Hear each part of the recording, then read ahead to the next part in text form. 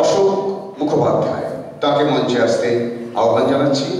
অশোক বাবু, আপনি চলে আসুন।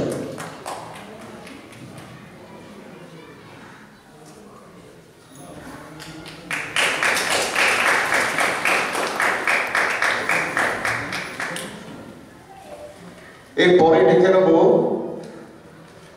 শিবহীন যোগ্যতা হয় না, খুব ধুন্ধমার কাণ্ড হয়েছিল। এখানে অনেক প্রবীণ মানুষ রয়েছে, পৌরাণিক কাহিনী জানেন, অনেক ছোটরাও রয়েছে, তারা মা ঠাকুমার কাছে গল্প শুনেছে। হর্ষভাষের অন্যতম প্রাণ পুরুষ, নাট্য ব্যক্তিত্ব, নাট্যকার, পরিচালক সুমিত চৌধুরীকে আমি মঞ্চে ডেকে নেব। সুমিত চৌধুরী, প্লিজ।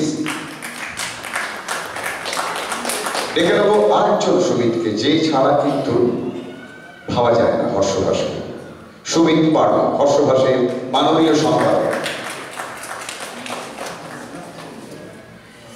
এরপরে এই চারজনকেই আমি অনুরোধ করব, যেখানে কিন্তু নেতৃত্ব দেবেন মান্যবর নাট্য ব্যক্তিত্ব মাননীয় শ্রী কুন্তল মুখোপাধ্যায় এবং শ্রী অশোক মুখোপাধ্যায়, যারা এই প্রদীপ প্রজ্বলিত করে আমাদের এই অনুষ্ঠানের শুভ এবং মাঙ্গলিক সূচনা করবেন।